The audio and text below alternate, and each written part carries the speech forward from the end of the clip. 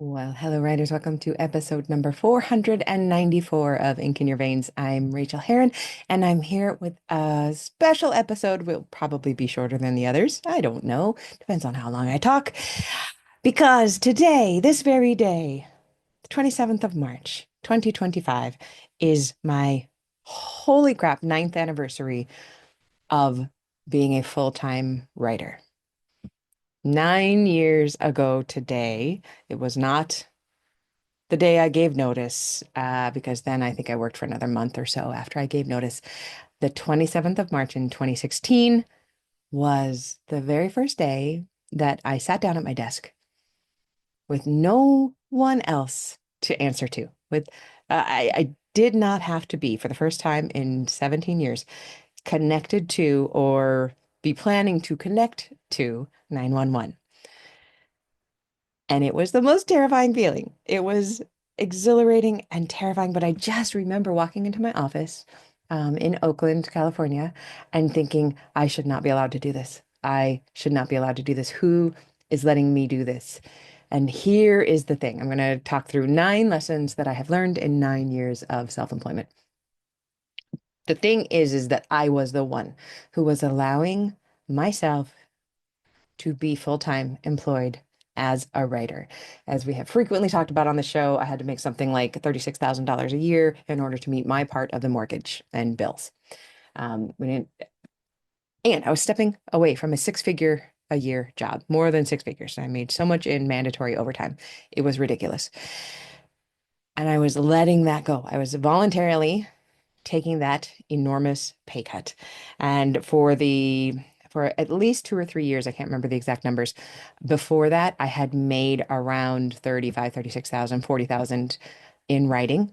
So I was just gambling that I would continue to do that. And that is why I allowed myself to quit my job, because I kind of knew that I never would, if I didn't do it then.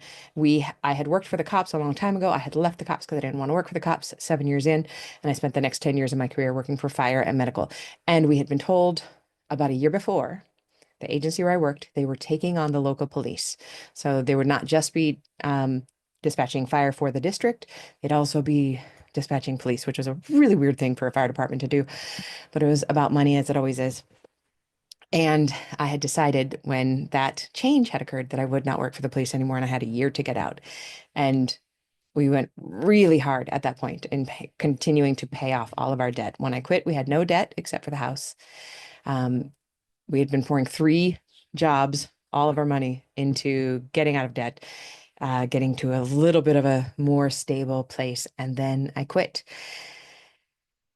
And it was magnificent, but I just didn't feel like I deserved it. Some days I still don't. That is probably going to be something I battle with for the rest of my life. But it has been one of the most beautiful decisions I've ever made. And my voice just did that because a monarch is just fluttering by outside the window in the sun in the backyard. Don't often see monarchs back there, and it's feels like a sign. Thank you, butterfly. Lesson number one from 9 years of being a full-time writer. Lesson number one, there is never enough time. And this is not separate. This is part of the same number one. I will never write more than I did when I was working 60 to 80 hours a week. I wrote more books then per year than I do now. It has averaged out to about 2 a year. But okay, of course, back then I was younger and had more energy, but I was more tired and my body was just physically pummeled by the grueling 48-hour shifts that I was on. And still today, there is never enough time. A person does not become, and this is true across the board from what I have heard from everyone ever. And I assume there are exceptions because there always are, but I've never heard of one. We do not write more when we quit working our day jobs. We do not write more when we quit writing our day jobs. In fact, a lot of us write less. It is that whole principle about the task expanding into the time allotted. The more time you have, the more relaxed you can be about moving forward. When I had to write and get 752 words on that day, because that was the number I had to get in order to hit my deadline, even if I had no time, I somehow did it. I despair on a daily basis. I was just right before I started recording this, I was flipping through some pages on my Remarkable thinking, oh my God, I have so much to do. There's so much to do. I really should do a brain dump at some point soon and just look at all of the massive lists because right now I am always on the edge of what do I need to get done this week? What has to be done this week? This is the last week of the month, but it is also the last week of the last month of the New Zealand fiscal year. And I have to do my New Zealand taxes in order to do my April 15th US taxes. And I'm putting in for a couple of residencies and I'm sending a Patreon piece. And that's on top of everything else that I'm trying to get done. Those are the extra things this week. There is never enough time for everything that I want to do. I will never write more than I did back then. And I still love it. It is so pleasant when I remember that I cannot finish everything on the to-do lists. Guess what? You can't finish everything on your to-do lists either, unless you don't keep to-do lists, in which case, congratulations, that's a great idea. Honestly. Also, quick reminder to read Oliver Berkman's book, 4,000 Weeks. It really makes you have a whole different attitude about to-do lists, unless you are Sasha Black, who hated that book. But many, many, many of us loved that book. Life-changing book, beautiful book. All right, number two, second lesson that I have learned is that I am able to be creative on the fly. I am able to trust myself to look at a situation, come up with an answer, and go execute it. Um, Lala frequently laughs at me for things like this. There was one night, I don't know, probably 10 years ago. I don't remember when it was. I think no, it was probably after I left the day job. So it was probably 8 or 9 years ago. And I was lying in bed and I said to her, "Oh gosh, I miss Venice. I wish I could afford to go to Venice."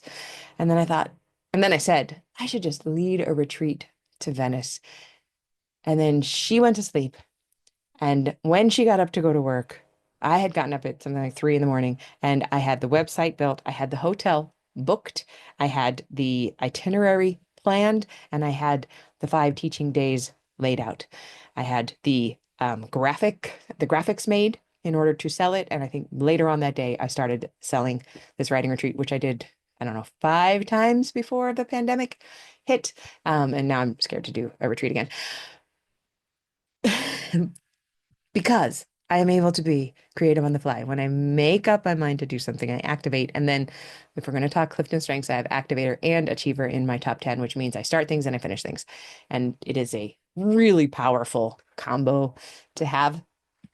And if we're going to talk about it like in those terms, that is just the Clifton strengths terms. Also, I have ADHD, which means I like to start a lot of things and I have a lot of energy. That's how my ADHD presents itself. Your body, your brain is going to do different things, but I know that when I decide to do something, or if I decide I want to do something new, I am able to try it.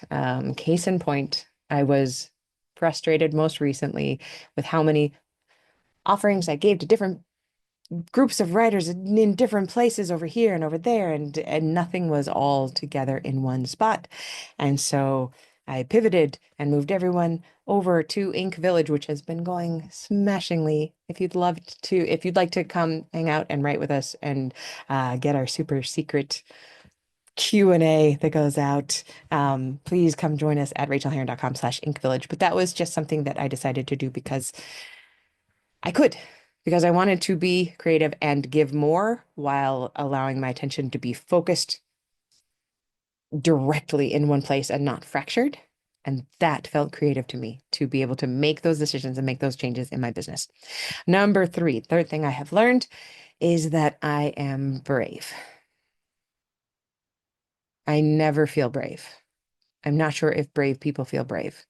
I think the part of bravery is, I don't think, I know that for me, a large part of bravery is being able to name and notice, comment on, sit next to, hold the hand of the fear that rises inside me on an hourly basis. Honestly, I have anxiety. I'm an anxious kind of fellow, and I get scared of everything. Oh gosh, I was talking to a friend the other day, and we were commiserating that Like I can literally move around the world, which was one of the scariest things I've ever done. But what really freaks me out is going out at night and having to park in an area where I've never parked before. I will Google map it. I will bring up the street view. I will go through every angle. I will know which little alley I can turn on to get into the back of the parking lot where I think maybe fewer people will park. This is Wellington. Parking is almost never a problem. And I take the bus whenever I go downtown because it's faster and so much easier. But when I do drive, it's super easy. But I still get anxious. I get anxious and scared, literally scared of things like that. But when it comes to things like quitting a job that kept us secure and quitting a thing that I thought was my responsibility, because as an adult, your responsibility is to have a job and get a salary, take home the bacon, fry it up, eat it, and then go back and make some more money so that you can buy some more things so you can take care of your family and keep doing that forever, especially in paramilitary organizations where you're building your pension, where you're supposed to retire there, there are supposed to things. Dispatchers generally don't quit being dispatchers. Firefighters generally don't quit being firefighters. And I quit.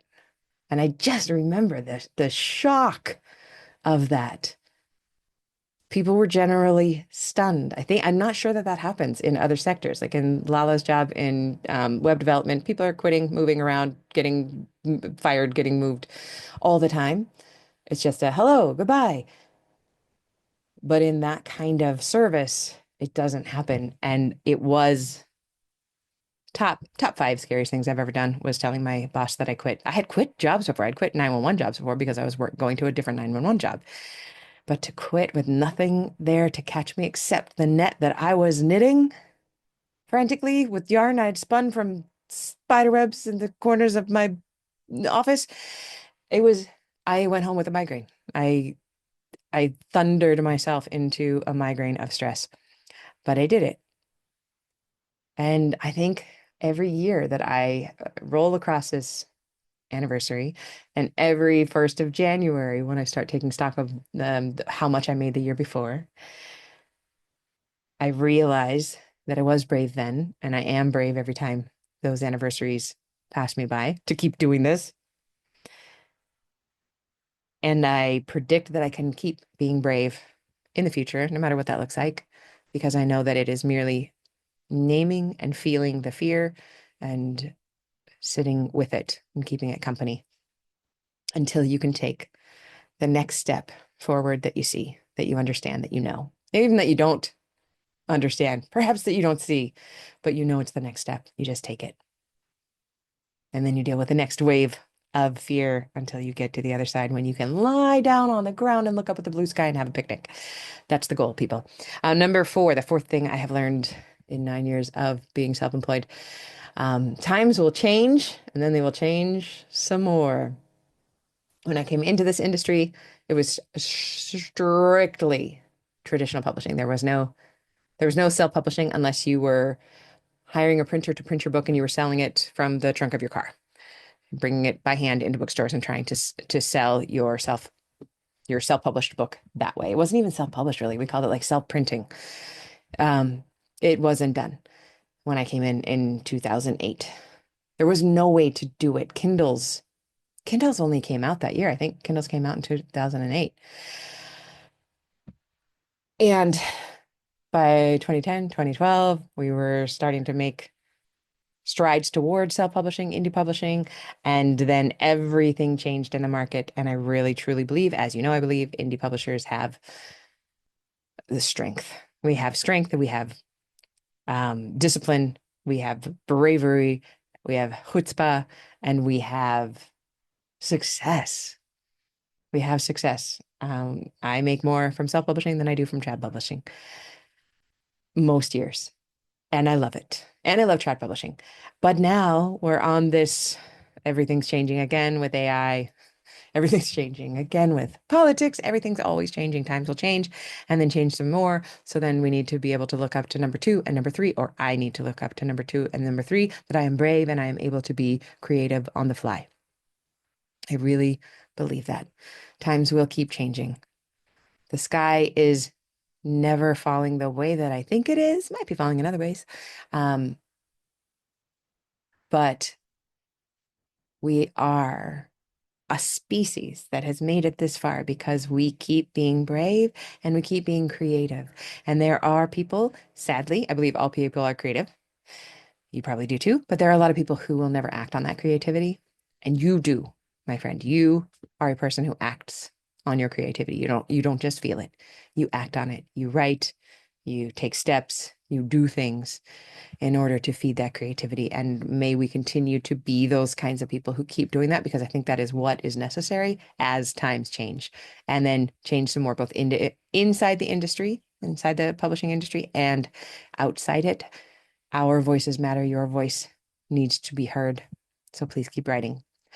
Number five, writing books, getting them published, whether it's traditional publishing or self-publishing, does not ever make you feel worthy. Does not make you feel more worthy than you can feel today, than you can make yourself feel today. Um, we all, most of us I know, have that yearning to get to the next step because we believe that then we will feel complete. And of course, if we ask ourselves that, if I'm going to ask my good friend, do you really think that hitting XYZ goal is going to make you feel totally happy? She'll probably say, no, I know that's a fallacy. That's not true. But deep down inside, where there are no words, where it isn't verbal, we think, yes, yes, having the $1 million who am I kidding? The $5 million house on the edge of the sea, that will actually be when I feel complete and able to rest. It won't. It won't. Um, Being published by a New York publisher will not make you feel worthy or happy. It will feel good. It'll feel great, but it doesn't help you get through the day. Publishing more books doesn't help you get through the day. What writing books does and publishing books does is it confirms that you are the creative spirit that you already know that you are. And we do it because we love to do it and because it feels good.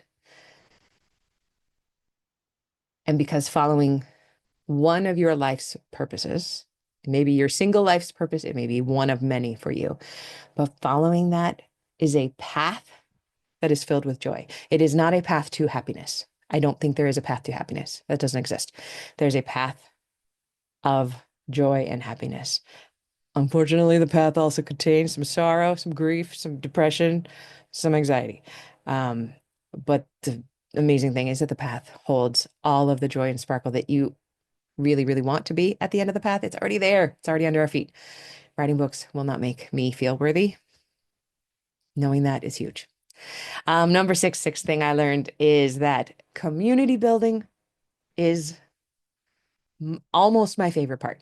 It is my second favorite part, but only by like 1 millimeter, 1 milligram less than writing. Community building, helping other writers do their writing is the most exciting. It's just electric. If you're not watching on the video, probably because nobody does. Most of you listen on podcasts, but my hands are flying around my face. I can't contain myself. Being around other writers and watching them say, this is one of my favorite things, watching them say, I don't think I could do this. I just don't believe I could do this. No, I've never been able to do this. This is where I always let myself down. I'm not going to do it. And then they do it. And they come back and say, I did it. Whether that is, I wrote 1,000 words and I haven't done that in 5 years, or whether that is, I finished my book, the book that I've been working on for 10 years. I actually finished it. I finished the revision, or I finished the fifth draft, or I got the agent, or I got a publishing deal, or I created a book and published it myself.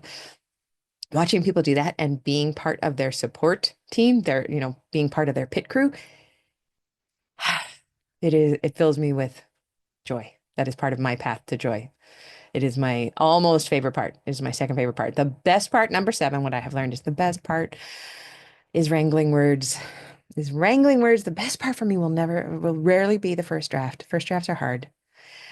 But when I have a crappy first draft on the page of whatever it is, whether it's a book or an essay or this chapter, like this chapter I'm trying to get in shape to send out for this residency, which I think I will send to my patrons this month because I've been very busy working on this and I haven't written an essay. So everybody's going to get to see a chapter of this book that I think is good.